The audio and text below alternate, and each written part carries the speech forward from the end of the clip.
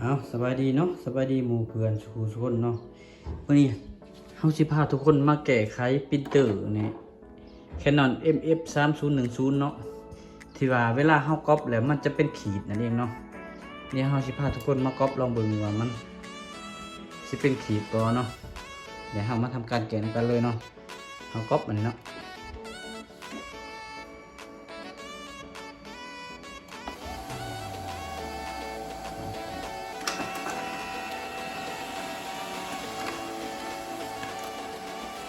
นี่เนาะมันเป็นเส้นแบบนี้หน่อยเนาะอาการมันเป็นเส้นแบบนี้เดี๋ยวเรามาทำการเปลี่ยนหัวหมึกเราเบิ่งเนาะแล้วมันจะเป็นน้ำหัวหมึกบ่อนี้เนาะหัวหมึกเนาะหัวหมึกตัวนี้เนาะเดี๋ยวเราสิถอดออกหัวหมึกตัวเก่าจะเปลี่ยนตัวนี้ใส่เบิ่งว่ามันจะเป็นบ่เนาะถ้าว่าเราเปลี่ยนตัวนี้แล้วมันได้แสดงว่ามันเป็นน้ำหัวหมึกมันเองนะเดี๋ยวเรามาทำการเปลี่ยนเลยเนาะก่อนอื่นมืดเฮาสิเปลี่ยนหัวหมึกนี่เนาะเฮาก็ยกพาตัวนี้ขึ้นก่อนเนาะยกพาตัวนี้ขึ้นแล้วเฮาก็ยกตัวนี้ขึ้นเนาะยกตัวนี้ขึ้นแล้วเฮาก็ทำการดึงออกเลยเนาะหัวหมึกตัวเก่านะค่อยๆดึงเนาะพี่น้องเนาะ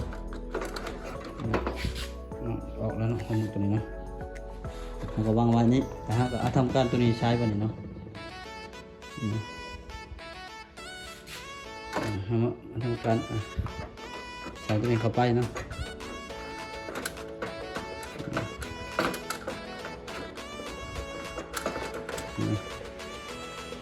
คอเนาะต้องทำใส่คอเนาะพี่น้องถ้าสังเกตตัวนี้ตัวนี้มันขาวแกลบแล้วเนาะหลังจากนั้นเขาก็งับลงแล้วเขาก็งับพาตัวนี้ลงเนาะ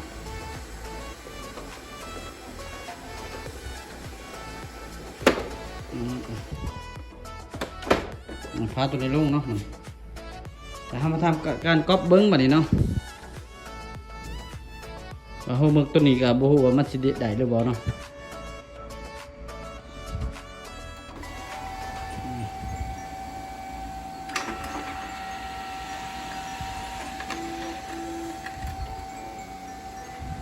มันจะเป็นเส้นบ่เนาะ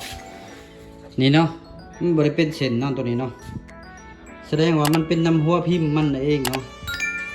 สำหรับวิธีการแกะที่ว่ามันอาการเป็นเส้นแบบนี้เนาะเป็นเส้นแบบนี้เนาะถ้ามาเทียบเบื้องห้ามาก๊อปตัวใหม่แล้วมันได้เนาะแสดงว่าตัวนี้มันจบที่หัวพิมพ์นั่นเองเนาะเห็นเนาะถ้าว่าทุกคนเห็นว่าคลิปเขาเป็นประโยชน์เนาะเขาก็ฝากทุกคนกดไลค์กดแชร์กดติดตาม2ของเขาในเด้อเนาะเจอกันใหม่ EP หน้าเนาะขอบใจ